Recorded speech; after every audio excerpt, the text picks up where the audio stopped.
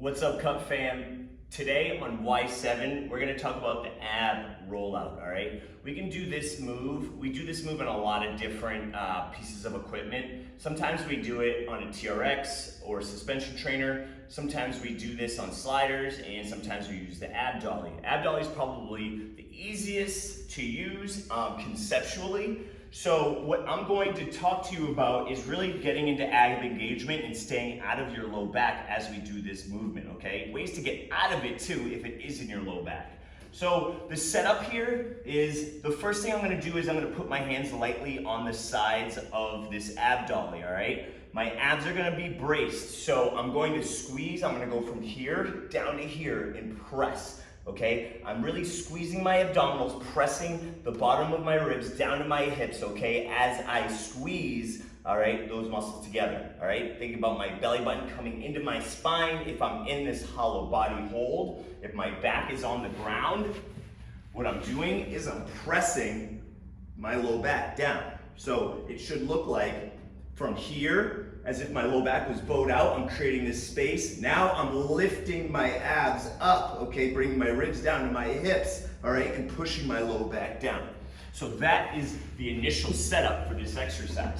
My hands are on the sides, I'm squeezing, and then from there, I'm allowing my whole body weight to shift forward. So my hips are doing the movement. My hips are moving forward. My arms and my upper body are relatively stationary. I'm just falling forward. I feel my abs contract even more as I extend, okay? My abs are trying to stay apart, but now I'm creating more length in my body. So I'm trying to pull them apart, but I'm trying even harder to keep them braced, okay? So as my body, as my movement tries to pull my abs apart, my muscle tension tries to keep everything together. As I extend, I feel even tighter or an even tighter contraction.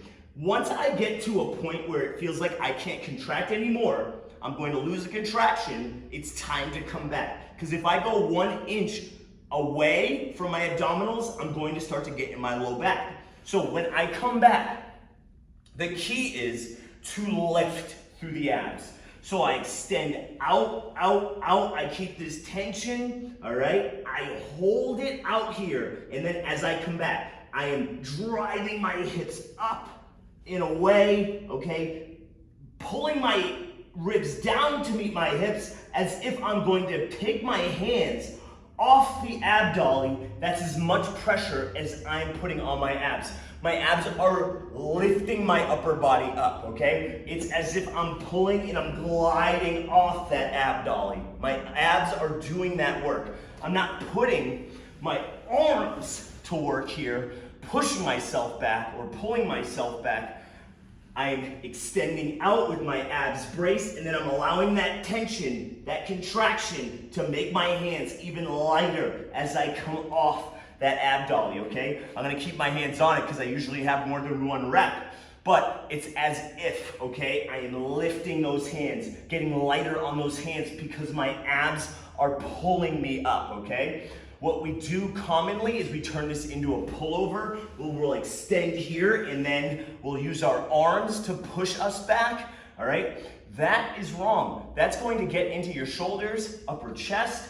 What we want to do is we want to keep the tension in the abs, so we have to go slow, all right? We have to slow down this movement. We have to start from a good setup, braced abdominals, extend out, feel it, feel the contraction increase, and then know when we're increasing that tension to a point we can't sustain and start to pull ourselves back.